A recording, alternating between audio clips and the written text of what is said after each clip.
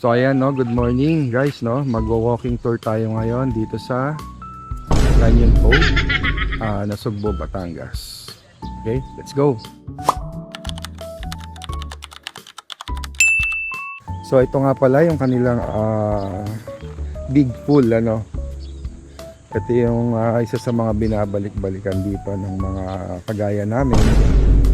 10 taon na kaming bumabalik dito sa Canyon Cove. Kung alam nyo lang, binata pa ako, dalaga pa si Mrs. Dito na kami sa Canyon Cove. Hanggang nagkaanak kami. From 0 to 13 years. So 13 years na, magte-13 years old na yung aking panganay. So andito pa rin kami sa Canyon Cove. Paano ba naman na hindi ka mamangha sa ganda ng Canyon Cove na yan? So yan nga pala yung kanilang hotel. At mamaya pakita ko sa inyo yung kanilang apartment style o villa na tinatawag nila.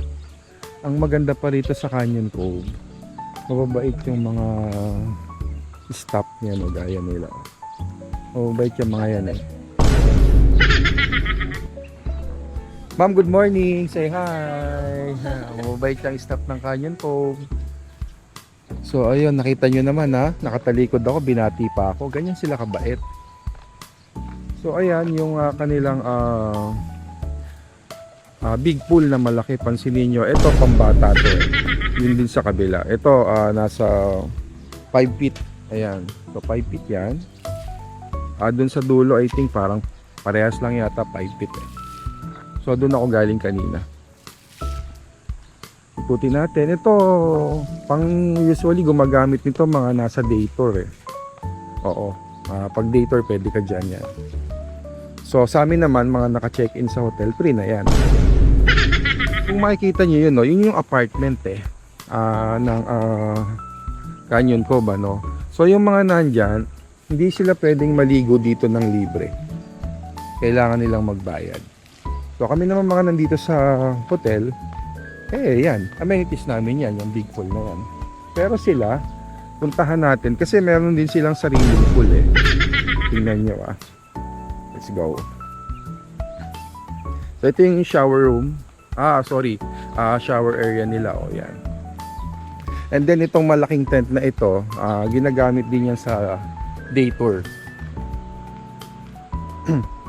Yon. So ayan, pwede nyo i-rent yan, no? Yung mga villa apartment style na yan, ano? At ito yung pool nyo, ayan, no? So meron din siyang sariling pool yan. See? Okay. So tara, punta tayo dun sa tabi ng dagat. At nauna na dun si Commander-in-Chief eh.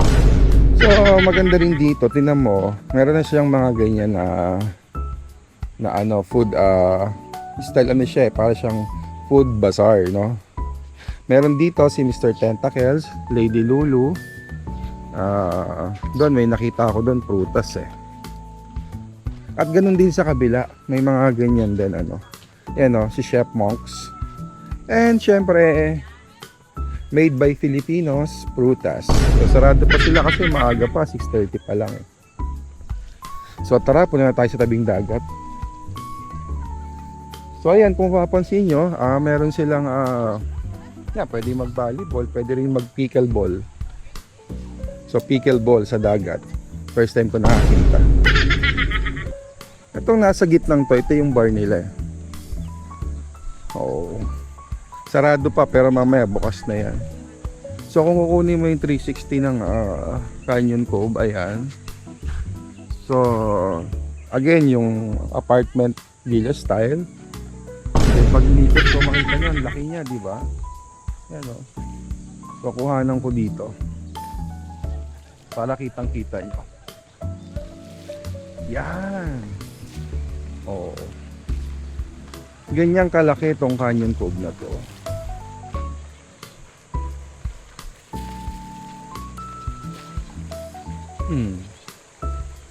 So 360 natin.